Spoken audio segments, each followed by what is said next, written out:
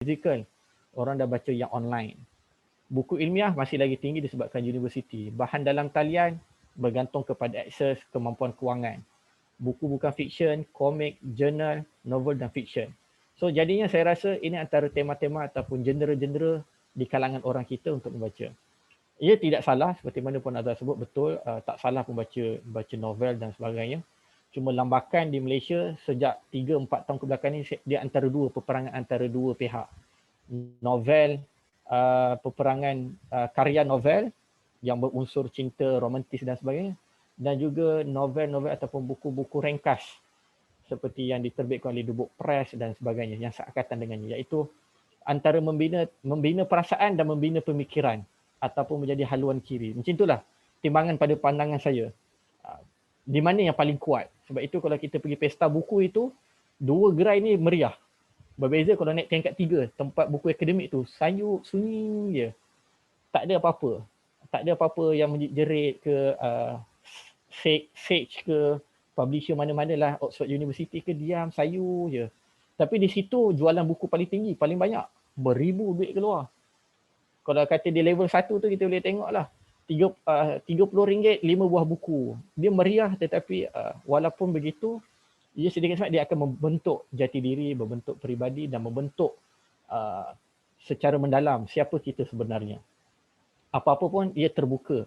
Saya tidak menyatakan mana salah, mana betul, tetapi tentang preference itu membentuk habit kita membaca bagaimana.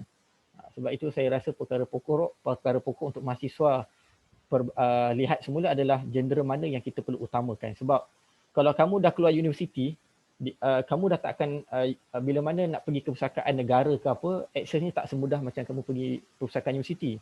Perpustakaan universiti ada buku yang sangat mahal di luar, tetapi universiti dah belikan. Sepatutnya kita baca, kita dapat manfaat. Itu antaranya yang saya rasa penting untuk diberi perhatian dan habiskan masa di universiti. Ini sedikit sebanyak data yang saya cuba comparekan Malaysia dan juga contoh di Amerika Syarikat. Kita boleh lihat reading by age group, kita boleh lihat berapa minit yang mereka spend setiap hari ataupun pada weekend. Untuk umur 20 ke 34 tahun, lebih kurang itulah jumlah minit yang diberikan, diberi untuk membaca, 10.2 minit atau 7.8 minit. Sedangkan itu umur pelajar universiti, tapi kadar masa membacanya sangat singkat. Sangat singkat. Berbeza dengan veteran, kita boleh lihat umur 55 tahun dan ke atas itu amat tinggi, iaitu hampir seolah-olah seharian beliau membaca buku. Pada tempoh weekend 2 hari ataupun holiday seharian, boleh kira macam 26 jam beliau membaca, maknanya tak tidur, baca buku je. Berbeza dengan pelajar mahasiswa. Sedangkan yang ada assignment umur 20 ke 34 tahun tu ni, buat PhD, buat degree, buat master, tetapi kadar membacanya rendah. Kalau tengok di Jepun, sebab tidak membaca, kita boleh lihat I don't have time to read books, paling tinggi. Ada pula yang kata I can get knowledge from sources other than book, tetapi nak katanya tak ada masa membaca buku. Maka maksudnya adalah pada tahun 2016, mungkin ketika ini di Jepun teknologi dah rocket up, maka mereka mungkin tak membaca buku, tetapi maksud saya mungkin di sini maksudnya buku fizikal, tetapi mereka membaca di media, di handphone, di gadget. Jadinya masih lagi tertakluk pada keadaan semasa melihat. Tapi yang paling menarik ada bila mana hampir 30% there is no interesting in book. There is no interesting book. Maka disebut tak ada buku yang menarik minat mereka untuk membaca. So banyak perkara yang kita boleh perhalusi. Maka kalau balik semula kepada apakah tips, saya boleh katakan sekali lagi tentang hati. Baca dengan hati. Kalau baca dengan hati, insya-Allah buku tu kita clear. Kita tahu apa buku yang terbaik untuk kita baca. Baik, saya ingin bawa sedikit kerangka pemikiran tentang habit membaca. Saya mulakan dengan buku Intellectuals in Development Society yang ditulis Profesor Syed Hussein Alatas. Dalam buku tersebut ada menceritakan tentang berbalisma, iaitu tentang trend kemasyarakatan ataupun satu penyakit dalam masyarakat, dalam society itu tentang berbalisma. Kalau dalam istilah kita, berbalisma ni bodoh. Bila dikatakan bodoh, maka orang itu tidak membaca. Sebab bila membaca, pastilah kita tak gelarkan dia bodoh. Itu simplistik logik yang diberikan dalam budaya Melayu. Tetapi apa disebut oleh Syed Hussein Alatas tentang berbalisma ni adalah bila mana kita bukan sekadar tidak membaca, tetapi kita juga menolak untuk mencari satu perkara yang baru. Ataupun disebut kita menolak untuk membangunkan diri kita melalui pembacaan. Ataupun kita tidak mahu mengkaji perkara baru, tidak mahu mencari solusi untuk satu isu yang berlaku dalam community sebagai contoh. Maka itu antara dikatakan perkara yang berbalisma. Sebab dia kata kita dah ada ilmu pengetahuan tapi kita tidak membangunkan, memajukan pengetahuan kita itu untuk manfaat orang lain. Di situlah Syekh Hussein Alatas kata berbalisma punya keadaan. Dalam masa yang sama juga, sebab apa Syekh Hussein Alatas sebut dalam buku Mitos Peribumi Malas, bila mana beliau menjawab tentang umat Melayu ini malas, beliau kata tidak sebenarnya. Dalam kerangka gerak kerja dan sebagainya. Dan kalau kata kita susur semula susun alur budaya masyarakat orang Melayu, atuk-atuk kita, nenek-nenek kita dulu adalah orang yang kuat membaca, terutama baca Al-Quran, baca Yasin. Yes. Sebab itu Syekh Hussein Alatas kata orang kita ni rajin membaca, rajin bertani, rajin bekerja. Tetapi rajin kita itu statik. Rajin kita itu tidak menyebabkan berlakunya perubahan. Kita rajin baca Yasin setiap Khamis malam Jumaat macam tu, tetapi apa kesannya kepada kita? Kita rajin membaca surat khabar, tetapi sejauh mana membaca surat khabar itu, informasi itu merubah pandangan sarwa kita sebagai contoh. Sebab itu dalam buku ini juga, Intellectual Development Society, disebut tentang bagaimana peranan intelektual itu dalam developing society untuk melakukan perubahan, melakukan pencerahan kepada umat, pada masyarakat. Dan buku ini juga pada saya reflect kepada buku yang kedua tentang krisis pemikiran yang ditulis oleh Profesor Abu Hamid Abu Sulaiman, rektor pertama UIM, dalam buku Krisis in the Muslim Mind. Bila mana beliau sebut sekiranya kita salah, krisis pemikiran ini terbentuk akibat kita salah metodologi, salah approach, dan juga kerana kita tidak mahu mengembangkan gaya fikir. Maka akhirnya segala solusi yang kita ambil tindakan kemudiannya adalah salah kerana metodologinya salah. Buku yang kita baca itu buku yang salah. Knowledge yang kita dapat itu knowledge yang salah. Maka dia akan menyebabkan, bila berlaku krisis pemikiran, maka berlakulah krisis di lapangan. Kita tidak mampu melahirkan leader yang memandu kita, pemimpin yang memandu untuk membangunkan pemikiran. Sebab tadi saya ulang daripada awal tadi, pemikiran, ilmu pengetahuan itu satu kekuatan. Bangsa yang lemah adalah bangsa yang tidak membaca. Dia bukan sekadar membaca, tetapi ia juga akibat daripada pembacaan ini akan diikuti dengan tindakan yang memandu umat masyarakat. Kemudian saya ingin bawa bagaimana nak memulihkan keadaan ini adalah dengan bertaubat melalui pembacaan kepada perangai bergantung pada diri sendiri yang ditulis oleh Zakbar. Dia bukan satu buku yang untuk menunjukkan bahawa kita ini sombong, kita ini bongkak, tetapi apa yang ditulis oleh Zakbar adalah tentang kita seharusnya bersedia untuk keluar daripada keselesaan. Akibat daripada membaca, maka kita akan keluar daripada kepompong keselesaan tadi tu untuk merubah masyarakat, untuk merubah gaya pemikiran. Sebab itu saya kata daripada awal tadi, membaca itu tips utamanya adalah membaca dengan hati. Bukan membaca kerana apa-apa reason.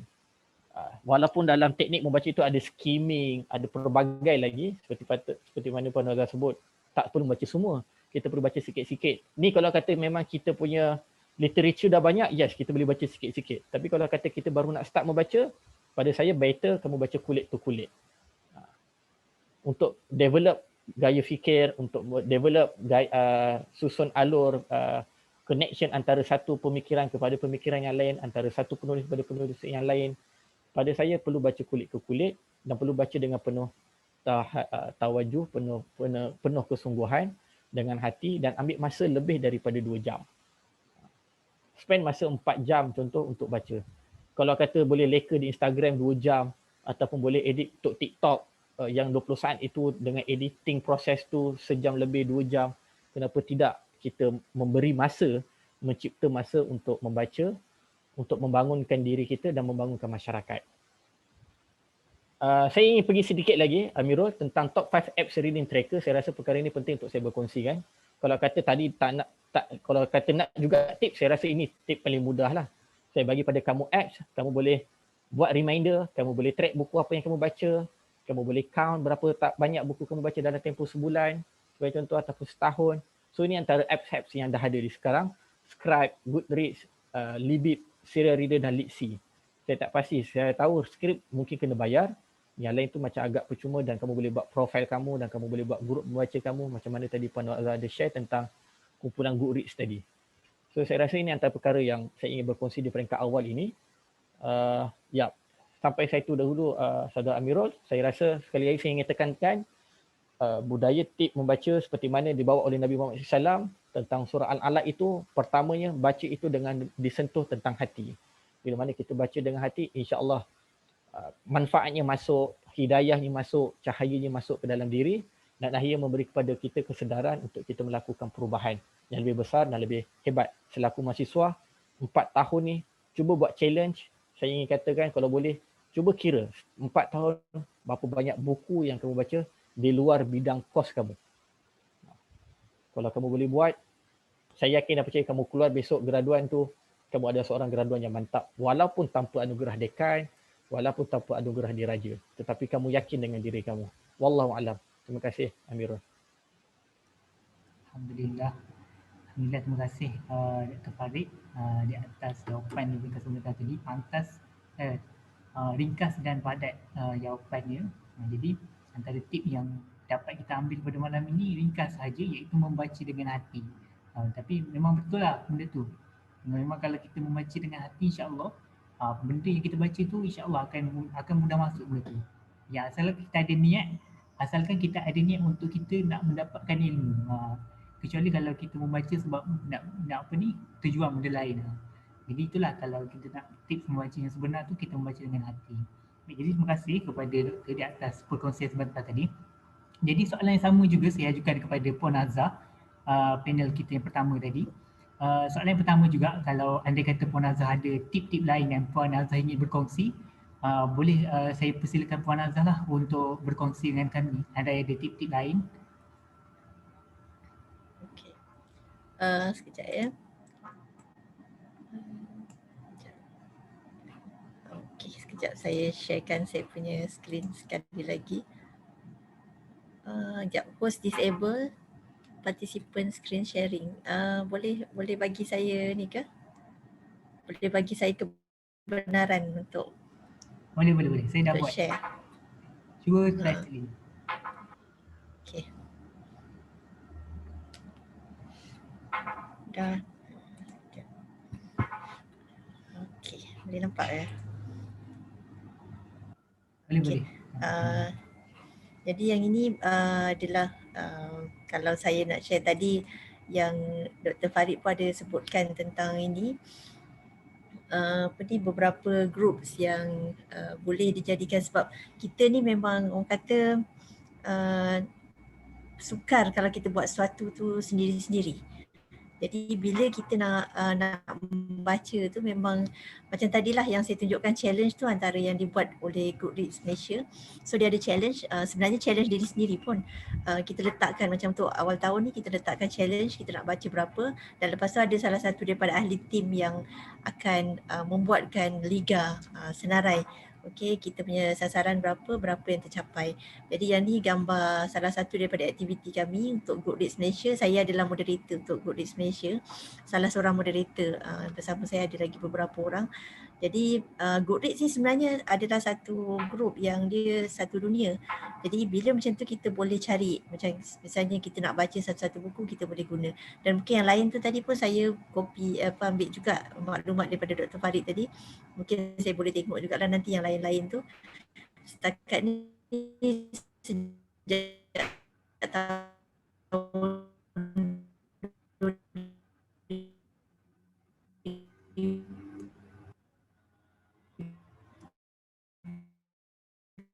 2010-2012 macam tu saya yang minat membaca ni. Jadi bila waktu kita berkongsi macam ni, ada banyak lagi apa sebenarnya yang menjadi halangan untuk kita nak baca banyak. Kalau misalnya ada yang seorang yang minat, ada, kalau tengok yang belah kanan tu, kalau nampak gambarnya, yang lelaki tu dia adalah pekomik, dia adalah pelukis buku yang memang dalam bentuk komik. Tapi sebenarnya dia adalah doktor dalam bidang ada PhD dalam bidang chemical engineering. Tapi dia buat buku-buku dia semua dalam bentuk komik. Dia sharekan sebenarnya kehidupan dia belajar di luar negara dan sebagainya. Jadi kalau kita tengok banyaklah perkongsian, dan daripada grup ni lah yang lepas tu tercetusnya kami membuat buku kertas-kertas buku getah-getah merubah fikir ni, dia sangat nak membaca ni.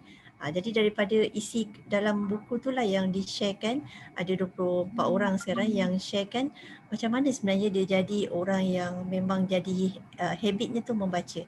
Dan kalau tak baca tu macam jadi risau. Kalau tak pegang buku, kalau pergi mana-mana, macam kalau kita sekarang kalau tak bawa emas tu rasa bersalah.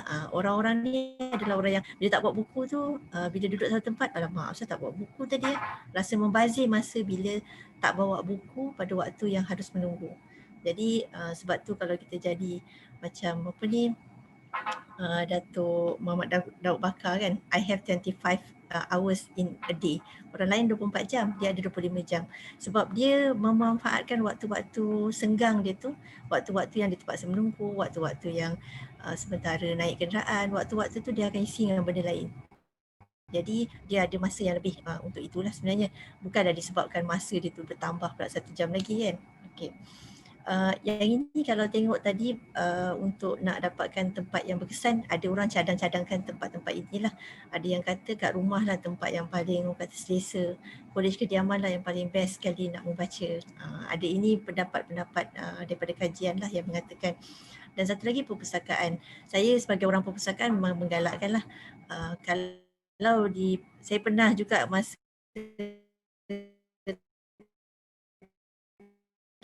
taklimat kepada pelajar-pelajar yang malukan sebab kalau misalnya dia baca satu hari satu buku dekat perpustakaan pun maknanya 365 buah buku. Selepas dia belajar di USIM untuk 4 atau 5 tahun, kalau fakulti FSU ada 5 tahun, FSK ada 5 tahun tu.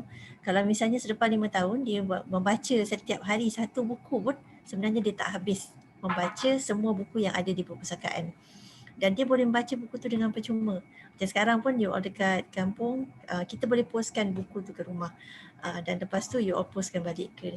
Sebab buku dekat perpustakaan macam Dr. Farid sebut tadi, buku-buku yang mahal. Ada satu buku yang harga dia 2,000 lebih. Yang kita tak mampu pun nak beli sendiri. Tapi kita boleh dapat buku tu dengan percuma. Dan lagi pun sebab memang pelajar dah bayar pun yuran perpustakaan. Memanglah sekarang ni macam saya tak pinjam buku kat perpustakaan pun, tapi saya baca artikel-artikel ataupun e-books daripada pangkalan data. It's okay. Yang penting awak memang membaca. Tapi katalah memang tak membaca apa-apa. Saya fikir itu satu kerugian, dan kalau you all tahu sebenarnya harga satu pangkalan data tu boleh beli sebuah kereta, boleh beli sebuah rumah, harganya sangat mahal. 150,000 yang untuk kita langgan satu-satu pangkalan data untuk membolehkan kita punya warga USIM membaca. Jadi bila tak digunakan, saya pernah juga masa kalau nak orang kata nak lagi sentap kan, membazir tu kawan siapa jadi sekarang ni membazir, bila membazir duit yang kita spend kan, seolah-olah kita pun kawan dia lah sebab kita tak membaca. Dan dia pun suka kita tak membaca sebab bila kita tak membaca, kita tak pandai. Dia senang nak bodoh-bodohkan kita. Sedangkan sebenarnya kalau kita ada ilmu, kita tahu macam ni tak apa. Sebab tu bila satu-satu perkara yang berlaku, kita boleh berhujah. Jadi ada juga tempat lain yang orang lebih selesa. Ada orang suka membaca dalam kenderaan. Saya pernah juga dulu sebab ada satu waktu bila anak-anak lelaki saya masih orang kata masih sekolah rendah kan, setiap kali solat Jumaat saya kena tunggu bawah pokok dalam kereta sebab menunggu untuk solat Jumaat. Sebab kalau kat area kampung bolehlah pergi solat Jumaat jalan kaki kan, tapi dekat bandar ni dia terpaksa kita hantar dan sebagainya lah. So sementara menunggu dekat bawah pokok tu lah, memang selesa betul nak membaca waktu tu. Sebab waktu tu memang sunyi, tak ada orang nak kacau, boleh habiskan membaca dalam kenderaan. Jadi itu antara tempat-tempat yang mungkin kalau nak kata, orang kata nak dapatkan mood untuk membaca. Sekarang pun ada banyak restoran yang menyediakan koleksi-koleksi buku, menyediakan dia punya interior design tu menarik untuk duduk dekat kafe untuk membaca. Jadi itu pun salah satu tempat lah kalau nak pergi. Antaranya yang disebutkan promosi galakan baca. Sebab tu ini juga diambil oleh pihak perpustakaan. Maknanya kami memang tak boleh, orang kata sebagai orang di perpustakaan, kami tak boleh orang kata berputus asa daripada menggalakkan orang untuk terus membaca, buat sesi-sesi galakan baca. Jadi terima kasihlah macam ni pihak FKP yang buat, mungkin bukan dari perpustakaan, tapi insyaAllah kalau lepas ni memang pihak sekretariat dakwah yang ada dekat ni nak buat program bersama dengan perpustakaan, saya alu-alukan. Boleh gunakan perpustakaan, boleh gunakan ruang-ruang yang ada. Kita boleh buat kupasan-kupasan buku-buku yang ada. Saya mungkin dengan cara tu akan menarik minat lagi orang untuk tahu apa buku yang menarik dekat perpustakaan. Persekitaran yang selesa, memang kita pun cuba usahakanlah untuk dalam perpustakaan tu ada tempat-tempat yang selesa. Kita sediakan bin bag, tapi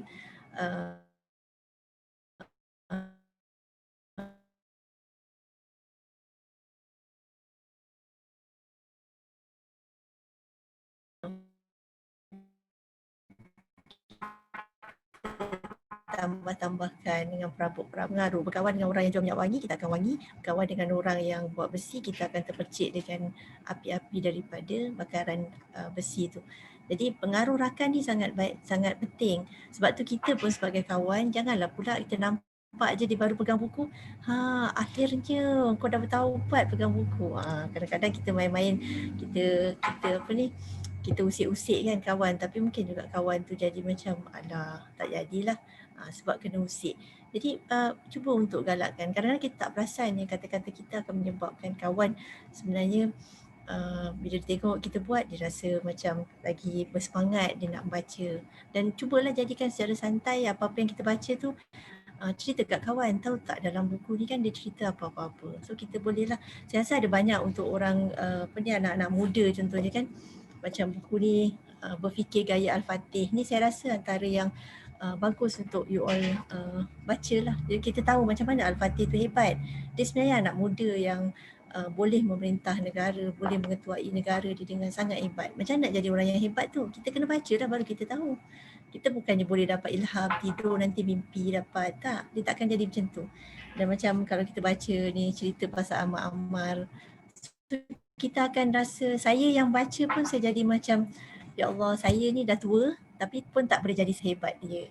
Kalau tengok macam mana dia punya berinteraksi kan, macam mana apa yang saya boleh pelajari adalah apa yang dibuat oleh mak dan ayahnya. Jadi kita cuba untuk ni, tapi mungkinlah kita akan macam saya tak buat daripada kecil. Tapi sekurang-kurangnya sebagai mahasiswa, you all dah boleh dah daripada sekarang cuba tiru apa yang dibuat oleh mak ayah Ammar ni sehingga membolehkan seorang Ammar tu lahir. Saya pernah ingat dulu bila ada seorang ustaz ni bercerita tentang Nabi Ismail dengan Nabi Ibrahim kan, bila Nabi Ibrahim suruh Nabi Ismail tukar dia punya bumbung rumah kan, sebab waktu tu isterinya dirasakan tidak sesuai. Jadi ustaz tu punya statement, bukan calang-calang orang untuk menjadi nenek kepada Rasulullah. So bayangkan, nak jadi nenek bukan nak jadi mak ayah. So kalau macam saya sendiri pun saya jadikan azam untuk saya kena hebat supaya saya jadi anak-anak yang hebat. Saya kena hebat untuk saya ada cucu yang hebat. Jadi mungkin bukan zaman saya yang boleh buat sesuatu, tapi saya kena menyediakan generasi yang hebat. Jadi di peringkat mahasiswa, sebab peringkat ni lah orang kata tengah cari pasangan, tengah cari cari kawan-kawan. Jadi benda tu kena dibina dan you all kena ada pandangan yang cukup jelas tentang itu.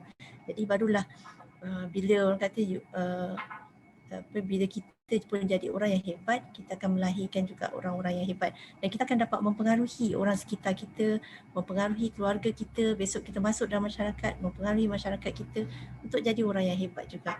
Jadi kita bukan tong kosong yang akan bercakap tak apa-apa kan. Ini antara yang dia cadangkan juga. Kalau di USIM kita ada buat juga selain daripada perpustakaan, sebab kadang-kadang perpustakaan tak buka. Jadi ini antara yang kami buat untuk Little Free Library ni. Kita wujudkan banyak Little Free Library dekat dalam USIM, dan sebenarnya USIM adalah yang pertama buat untuk Little Free Library ni di universiti. Saya rasa kalau Dr. Farid masa dekat luar negara mungkin perasan ada Little Free Library dekat luar negara. Jadi sebenarnya kita pun meniru apa yang dibuat di luar negara, sebab Little Free Library ni namanya pun free. Maknanya bahan-bahan itu boleh ambil dan boleh jadi hak milik. Sebab memang bahan tu untuk diambil secara percuma, tak perlu pulang pun tak apa. Ada rasa minat buku-buku tu ambil je. Jadi memang itu tujuan kita, sebab kita nak promotekan reading habit tu. Kita nak tak ada alasan macam tadi, buku terlalu mahal untuk dimiliki. Kita nak semua orang boleh. Now everyone can read. Bukan now everyone can fly. Now everyone can read. Bahan buku tu ada je, sentiasa tersedia. untuk para pelajar baca. Jadi ini yang kita buat.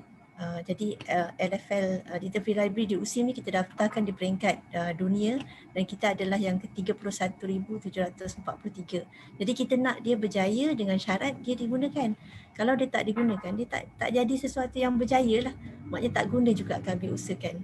Jadi yang itu boleh manfaatkan dan para pelajar boleh jadi sukarelawan untuk bantu kami. Kalau misalnya buku tak cukup, ambil kat perpustakaan untuk tambahkan, boleh beri maklumat-maklumat itulah. Okey, dan akhirnya inilah buku saya tadi yang diusahakan bersama. Dalam ni kalau nakkan semangat untuk membaca, boleh bacalah promo buku sikit. Okey, jadi itu saja Amirul, moga bermanfaat. Okey, terima kasih. Sama-sama Puan Azhar di atas tip yang telah diberikan sebentar tadi. Betul lah tu. Apa yang saya dapat tangkap, apa yang saya dapat ambil, salah satu yang dapat saya ambil daripada jawapan daripada Puan Azhar tadi, membaca ni kita perlukan suasana dan juga kita perlukan teman lah untuk membaca ni. Macam nak buat benda lain pun macam kita bila ada suasana atau sokongan tu, maknanya kita akan lebih semangat nak membaca tu. Itulah. Macam saya sendiri pun saya macam join yang apa yang Puan Azhar beritahu tadi, Goodreads tu. Sebab bila join dalam tu, dia ada buku-buku yang orang review tu, jadi kita akan lebih ada kawan nak membaca, kita akan lebih ada suasana lah. Jadi itulah yang dapat kita boleh kita amalkan sebentar selepas daripada program ni, insya-Allah. Baik, jadi selesai soalan yang kedua, jadi kita pergi kepada soalan yang terakhir lah, sebab masa pun mencemburui kita. Jadi untuk soalan yang terakhir ni saya ajukan kepada panel kita yang kedua, iaitu Dr. Farid Hafiz. Baik, soalan yang ketiga ini berkaitan dengan suasana membaca juga, salah satu daripada tip juga ni sebenarnya. Jadi macam mana langkah, pada pendapat doktor lah, macam mana langkah-langkah ataupun cara untuk kita nak menghidupkan amalan membaca di kampus, terutamalah di kampus ataupun di tempat lain lah. Sebab kadang saya sendirilah pernah mengalami benda ni, bila kadang-kadang bila kita membaca, bila saya membaca di kampus ni kan, adalah yang setengah orang yang mengatakan bahawa kau ni skema lah baca dekat tengah-tengah foyer, baca dekat tempat orang ramai. Macam adalah kata-kata dari sedemikian. Jadi bila mana orang dapat kata-kata tu, orang akan anggap malulah nak baca, malulah nak hidupkan suasana tu, malu. Jadi pada pendapat doktor, macam mana kita nak hidupkan suasana membaca di kampus, doktor? Baik, terima kasih banyak pada Amirul atas persoalan dan saya mohon sekali lagi untuk jadi host nak sambung share screen. Ya, boleh dia.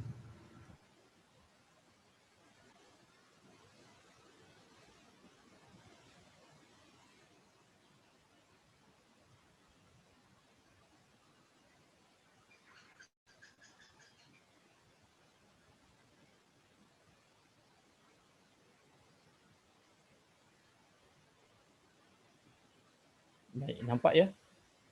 Okey, saya nak sambung sikit. Baik, bismillahirrahmanirrahim. Terima kasih Amirul atas soalan tersebut. Berkaitan dengan amalan membaca, saya rasa saya banyak Puan Azhar tadi dah berkongsi pengalaman beliau dan saya rasa dalam konteks mahasiswa, dalam konteks universiti, amalan membaca ini bukanlah perkara pilihan. Saya boleh katakan begitu. Amalan membaca di dalam kampus, di alam universiti bukanlah pilihan. Ia adalah satu perkara yang dituntut dan sewajarnya disemarakkan. Sewajarnya apa kita nak kata, diperbagaikanlah ke dalam semua genre kepada semua pihak.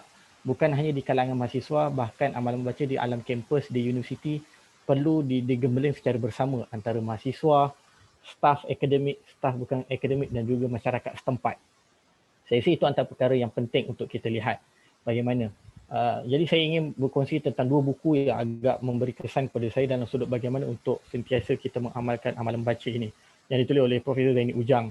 Saya rasa tentang My Little Free Book yang tadi Puan Nur Azhar sebut tadi tu, saya pun tahu tentang buku kaedah itu daripada Prof Zaini Ujang, bila mana beliau pertama kali buat di dalam kawasan perumahan mereka, iaitu dia buat satu pondok kecil macam saran tempat letak post box tu. Kemudian diletak buku-buku kecil-kecil untuk anak kejiranan membaca dan disediakan kerusi dan sebagainya. Kalau di luar negara, yes, betul, memang banyak tempat-tempat awam ada benda-benda tu. Dan bahkan buku ini seolah-olah macam barang percuma. Memang bukan seolah, memang dia percuma dan dia berada di mana-mana dan dibaca. masyarakat yang membaca, iaitu masanya mereka terhabis dengan membaca. Kalau kata tengah tunggu kawan nak datang, contoh dia bukan baca handphone, dia bukan pegang handphone, dia ambil buku dan dia baca di table, coffee table ke, di tepi taman bunga ke dan sebagainya. Jadinya amalan membaca ni kalau saya boleh nak kata dia bermula dengan seperti mana saya sebut daripada awal, membaca dengan niat, maka dia akan jadi habit. Maka untuk itu amalan membaca akan jadi dengan lebih baik. Dalam di alam kampus pastilah beberapa langkah perlu dilakukan. Dalam buku yang ditulis Profesor Zaini Ujang banyak beberapa langkah itu yang beliau usulkan dan beliau cadangkan. Sebab selaku mahasiswa, pertamanya bila mana berada di universiti, berada di Menara Gading, nak tak nak kita kena akui bahawa kita adalah mahasiswa. Bila mana bergelar mahasiswa, budaya membaca itu perlu diutamakan. Budaya membaca itu perlu diberi keutamaan. Di samping untuk menambah kemahiran-kemahiran kepimpinan, kemahiran komunikasi dan lain-lain yang disediakan oleh universiti. Tetapi langkah je kaki ke universiti, kita kena letak dalam hati, dalam diri, iaitu budaya membaca itu perlu diamalkan. Maka bagaimana nak buat? Saya rasa beberapa perkara yang saya boleh cadangkan. Saya rasa Puan Azhar dah sebut awal tadi tentang usrah sebagai contoh. Kita ada kumpulan kecil untuk kita budayakan. Daripada 3 orang, 4 orang kita kembangkan. Jangan jadikan kumpulan itu elitis. Jangan jadi kumpulan itu terlalu eksklusif untuk orang lain. Dan jangan terlalu pula serius. Ada kumpulan membaca tu. Baca buku berat-berat je contoh. Baca buku DC lah, Syed Nakib Alatas lah. Kadang-kadang buka lah buku Ujang. Kadang-kadang buka lah buku yang Puan Nur Azhar tulis. Ataupun buku-buku yang bersifat general lebih mudah. Aku terima nikahnya. Buka. Bukan isu nak kahwin. Tapi kita belajar tentang, kita bahas, kita bertukar pandangan. Betul ke Ustaz Asri Rizal tulis? Betul ke ada budaya wanita sebegini? So kita mencabar pemikiran itu dengan penulisan. Keduanya, bila kita dah ada usrah, ada kumpulan kecil, itu antara step pertama. Untuk membudayakan membaca, di alam kampus saya rasa perlu ada grup kumpulan kecil. Usrah itu, usrah membaca ke apa sahaja dan buat. Jangan buat tertutup-tertutup, buat secara terbuka. Kadang-kadang di pusakaan, kadang-kadang di kafe, kadang-kadang buat di taman, kadang-kadang di stadium. Tak ada masalah. Duduklah atas rumput tu. Jangan, maksudnya begitulah, tapi jangan duduk tengah jalan. Keduanya, kalau saya boleh cadangkan, buat challenge. Saya rasa generasi kami ni generasi yang suka challenge. Sebab saya akan sharekan juga. Macam contoh ini. Kalau kamu tengok di skrin, pada PKP peringkat awal tahun lepas, saya dicabar oleh Profesor Madya Dr. Zulkifli Hasan, mantan dekan FSU. Untuk buat cabaran perkongsian buku, buat video selama 3 minit. Ulas satu buku 3 minit. Saya rasa lebih 10 kali saya buat video untuk ulas satu buku yang muka surat lebih 200, 3 minit. Sebab buku tu memang saya minat. Buku yang saya beli di US ketika itu dan saya ulas buku tersebut. Jadi antara challenge, dan kita rantaikan challenge tersebut. Antaranya, kita rantaikan challenge itu kepada rakan-rakan lain. Upload di media sosial. Kita semarakkan media sosial yang kita ada, Facebook ke, TikTok ke, Instagram ke, dengan ilmu begini. Kalau kata ada yang buat bisnes, buatlah bisnes, tak ada masalah. Tetapi diselang-selikan. Sebab kita ada followers. Followers kita tu pun kadang-kadang dia nak tahu juga kita ni baca buku ke tidak. So dia nak tahu juga tahap pemikiran kita bagaimana. Maka ini antara amalan baca itu dibuat cabaran. Ataupun sama ada buat di kampus pun boleh buat secara live. Bedah buku secara live. Di tengah foyer FKP tu, 2 minit bedah buku. Ikutlah genre apa-apa kita buat sesi tersebut. Keduanya saya boleh katakan tentang mungkin secara biasa forum bedah buku. Buat secara konsisten. Setiap minggu mesti ada sesi di pusakaan. Tadi Puan Nur Azhar dah beri ruang untuk PMFKP bekerjasama buat perkara tersebut. Saya rasa itu satu ruang yang sangat baik. Banyak buku. Bedahlah buku yang berharga 2,000 tu. Cipta sejarah. Saya menjadi panel bedah buku harga 2,000. Bukan semua orang mampu. Jadinya pastilah buku tu ada something yang kita boleh kongsikan dengan masyarakat awam. Dan kita boleh kongsikan. Saya rasa itu antara perkara yang boleh diperbudayakan dan dipertingkatkan. Ataupun panggil pensyarah.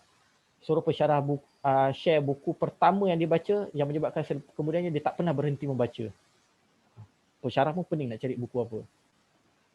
Jadinya ataupun apa-apalah buku yang mungkin merubah diri dia. So kita pelbagaikan tema untuk kita suka berkongsi bahan bacaan. Sebagai contoh.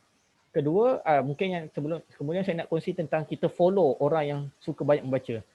Ini antara 2 orang yang saya follow di Twitter, saya rasa ada dah 2-3 orang lagi. Dan yang saya boleh katakan macam Puan EH Natasha ni, setiap hari Twitternya berkaitan dengan buku. Setiap malam dia update. tentang buku apa yang dibaca. Dan dia pun buat giveaway buku yang dia baca, dan saya pernah masuk kontes tu, buku giveaway dibuat pada tahun 2018 tak silap saya. Berikan sebab kenapa buku ni anda patut dapat, dan dia akan pilih.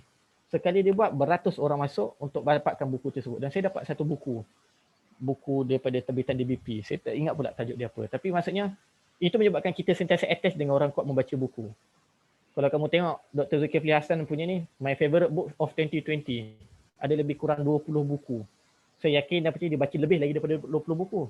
Tapi ini buku yang betul-betul memberi impact kepada beliau dalam tempoh 2020. Dah masuk 2021 ni, hari ni dah 14 Januari, 13 Januari, berapa buku dah kita baca? Maksudnya azam baru. Berapa buku target tahun ni? Kalau macam kamu tengok Natasha ni, kamu boleh lihat 2016 57 buku, 2017 137 buku. Saya rasa pelik. Tadi Puan Razah bagi data orang kita baca lebih kurang 20 buku. Itu secara general ni lah. Tapi ada orang yang baca setahun lebih daripada 100 buku. Buku nipis, buku tebal. Yang penting baca buku. Jadi saya rasa ini yang saya nak berkongsi dalam konteks terakhir ni tentang bagaimana membudayakan, iaitu kita follow orang yang kita suka, yang pasti banyak membaca buku, baca jurnal, hantar majalah, dan kita berkongsi pemikiran kita dengan dia. Dan saya nak tambah satu lagi, bagaimana budaya adalah melakukan lawatan kepada perpustakaan. Saya letak dalam diri saya, azam saya, ke mana saya pergi saya akan ziarah perpustakaan. Travel luar negara ke dalam negara ke, saya akan cari perpustakaan. Ataupun pergi ziarah tokoh. Pasti tokoh-tokoh ni ada perpustakaan dia. Saya tak share gambar lah. Contoh pengurusi LPU kita, Profesor Datuk Dr. Ustaz Siddiq Fazil. Dia bukan sahaja perpustakaan, dia ada balai. Dia ada balai dia, balai Ustaz Siddiq kami panggil. Dalam balai itu ada meja mesyuarat dan penuh keliling dengan rak buku macam Puan Nur Azah tadi. Profesor Dr. Zul pun sama juga, ada mini library dia di dalam rumah. Profesor Zaini Ujang, kalau kamu pergi rumah dia lagi dahsyat. Kalau buku ni, buku membaca ni, ini adalah rak buku beliau. Rak buku, salah satu section rak buku beliau dalam rumah tersebut. Maka saya rasa akhirnya saya nak sebut adalah pemikir Roman ada sebut tentang Marcus Tullius Cicero pernah sebut, sebuah bilik tanpa buku umpama badan tanpa jiwa. Tapi saya nak ubah sedikit kata-kata beliau. Saya ingin katakan bahawa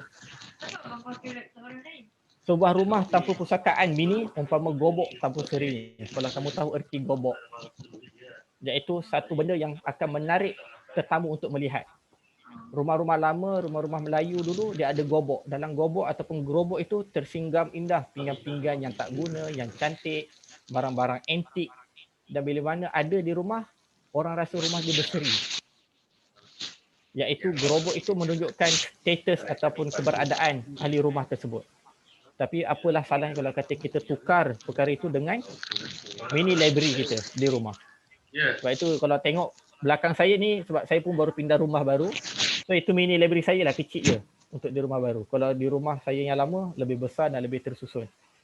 Kalau kamu tengok Puan Nur Azah, banyak buku beliau. Maksudnya, dia satu perkara yang puas. Kalau kata, sebab saya pernah tanya Profesor Zaini Ujang, berapakah nilai pusakaan beliau? Beliau kata, bolehlah dapat rumah banglo di tempat yang mahal. Maksudnya kalau kita kata nilai pelaburan yang takkan luput nilainya, laburlah kepada buku. Apa sahaja. Saya kalau pergi pesta buku saya akan pergi 2 kali. Kebiasaannya rutin saya pergi pesta buku tu 2 kali. Iaitu pertama pergi survey dulu. Buku apa nak beli, list, berapa harga. Balik rumah calculate. Buku ni boleh beli, buku ni tak beli, letak ceiling, berapa banyak boleh belanja. Kali kedua pergi tinggal beli, bayar, balik. Tahu-tahu hilang 500, tahu-tahu hilang 1000. Bawalah banyak-banyak tuan. Bahan bacaan. Bila nak baca, itu perkara nombor 2. Yang penting kita beli dulu dan bila dah ada di tangan, pasti kita akan baca. Saya rasa itu antara bagaimana membudayakan. Saya rasa budaya ziarah library ni sangat penting. Ketika saya di US, saya ziarah hampir 10 library yang berada di sana. Semuanya jangan kata canggih lah. Canggih itu satu part. Buku-buku yang rare. Buku-buku yang kat Malaysia kalau macam Puan Nur Azhar tadi kata tentang pengkategorikan tu mahal. Nak dapatkan data-data buku tu, yes, betul. Sangat betul. Maksudnya amat rugilah kalau kata kita tak manfaatkan library USIM tu. Sebab data katalog tu nak beli buku, nak transfer, nak post tu pun mahal. Baik kita katalog beli dapat baca secara online, digital dan sebagainya. Jadi saya rasa membudayakan itu di peringkat mahasiswa bermulalah dengan library kecil-kecilan, buku yang ada, kemudiannya jumpa dengan tokoh-tokoh. Kalau jumpa tokoh tu jangan minta gambar. Cuba tanya dia, Prof, doktor ada tak buku yang doktor dah tak nak baca dah yang boleh bagi pada saya? Itu lebih berharga daripada kamu ambil gambar, minum kopi, makan pizza. Pada saya itu lebih baik. Saya teringat masa saya pernah dulu belajar dengan sekarang Menteri Agama Dr. Zulkifli Al-Bakri. Pergi rumah beliau pun saya sebut yang sama. Doktor ada tak buku-buku lama yang doktor dah tak nak baca dah? So dia bagilah buku satu kitab. So itu antaranya. Yang kemudian kita minta design, baca doa sikit dalam buku tu. Dan kita akan ingat. Ini antara budaya, bagaimana kita boleh budayakan buku tersebut. Sebab itu library USIM saya rasa benda yang saya ingin ucapkan tahniah juga pada Puan Nur Azhar ataupun pasukan library USIM. Bila mana ada buat tadi tu, little free book tadi, dan juga yang kedua tentang library, tentang koleksi pensyarah. Saya tak pasti koleksi perseorangan je. Ya, koleksi perseorangan, sorry. So saya rasa Dr. Rumaizuddin antara orang paling banyak bagi buku. Saya rasa itu satu perkara yang sangat baik yang saya rasa saya amat sokong untuk pusakaan USIM buat. Untuk cari juga, sebab pensyarah ni pun dia dah habis dah, gerobok dia kat rumah nak simpan buku. So baik dia bagi pada pusakaan dan manfaat pada pelajar secara percuma. Walaupunlah cara metodologi, research metodologi itu perlukan literature 5 tahun, 8 tahun ataupun jangan lebih 10 tahun. Tapi untuk habit membaca, dia tidak tersekat dengan masa. Kamu lebih lama buku yang kamu baca yang buku tahun 80-an itu kadang-kadang konteksnya masih lagi boleh digunakan pada hari ini. Itu lebih baik. Jangan kerana terlalu nak kejar masa depan, kita terlupa sejarah silam. Sebab saya rasa jambatan penghubung antara masa lepas dan masa depan adalah melalui bacaan. Itu satu perkara yang saya rasa tak ternafi dan kita perlu perhebatkan. Saya rasa itu, saya berhenti di situ Amirul. Wallahualam, saya mohon maaf kalau ada kekurangan dan kesilapan. Saya rasa itu sajalah saya ingin berkongsi. Terima kasih. Assalamualaikum. Waalaikumsalam warahmatullahi wabarakatuh. Terima kasih Doktor di atas jawapan sebentar tadi. Itulah apa yang Dr. beritahu tadi itu sebenarnya benda tu bermain juga di fikiran saya sebenarnya. Terutama yang kita buat yang bedah buku di kampus sebenarnya. Sebenarnya dah lama dah rancang nak buat benda tu sebenarnya, tapi itulah insya-Allah mungkin lepas ni boleh collab dengan Puan Azhar kot nak buat bedah buku di kampus ni insya-Allah. Boleh. Untuk apa ni sekarang Amirul apa SPMM kan? Dakwah. Boleh. Ada banyak tu sebab saya rasa sayang sebab kita ramai yang kita rasa macam nak jadi pendakwah kan, nak jadi dai, nak jadi apa, tapi kena isi tu kena ada banyak lah. Kita boleh sembang. Jadi apa yang menarik juga apa yang Dr. Farid sebut tadi tu, kita minta buku dengan dengan orang-orang yang tokoh-tokoh, orang yang hebat. Jadi itulah best juga kalau dia bagi buku ni. Okey, baik. Jadi sebelum kita bersurai pada malam ni, saya nak mohon semua penonton-penonton semua yang hadir pada malam ni untuk mengisi Google Form di ruangan chat tu. Kalau tengok di sebelah kanan di ruangan chat tu ada satu link link Google Form tu. Jadi nak minta semua yang hadir pada malam ni untuk isikanlah untuk makna balas daripada pihak kami insya-Allah. Baik, jadi terima kasih sekali lagi saya ucapkan kepada kedua-dua panel pada malam ini di atas perkongsian. Saya rasa macam selepas ni saya nak buat terus perpustakaan mini tu, tapi buku banyak kat rumah. Dekat sini ada juga tapi dalam store KK1 tu. InsyaAllah lah.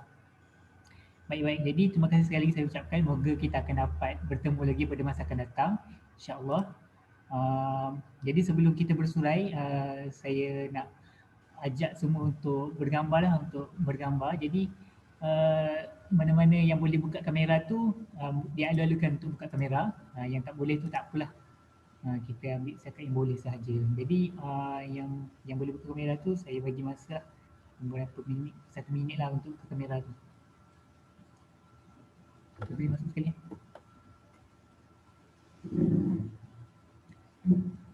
Ini kawan saya Sufri, kalau tahu kawan saya Sufri ni dia ada masalah penglihatan tahu, dia tak boleh membaca dengan baik. Tapi walaupun bagaimanapun dia tetap membaca juga walaupun menggunakan kanta. Inilah semangat yang kita orang-orang biasa ni kena perlu belajar daripada dia. Kan? Okay, baik. Sekejap saya kira 1 sampai saya kira 1 sampai 3. InsyaAllah. Alhamdulillah, terima kasih. Ada lagi ke yang nak buka kamera? Tak ada. Okay. 1, 2, 3.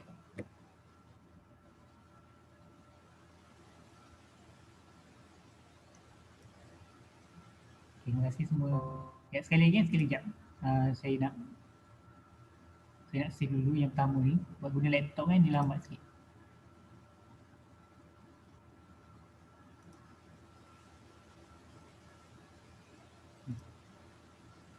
Okay, sekali lagi. 1, 2, 3.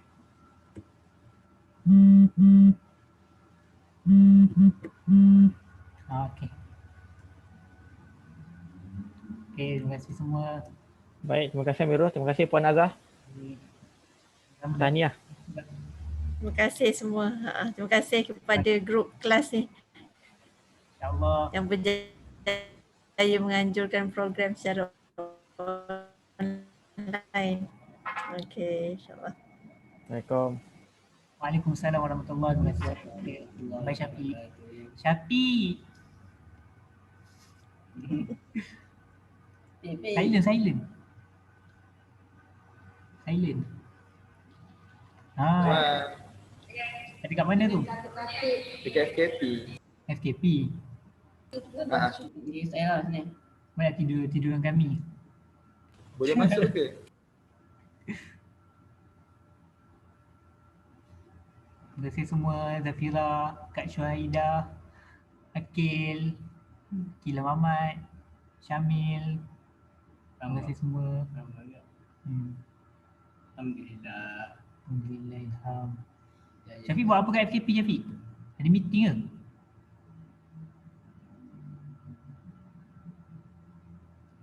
Saya akan kerja sikit dekat sini. Oh, busy MPP lah ni, MPP Mendahari. Kak Syu ni MPP. Ya saya.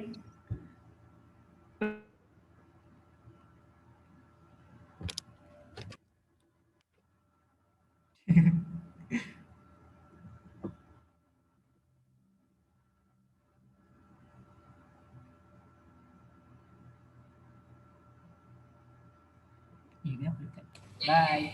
Bye Wan. Bye. Dekat Syu.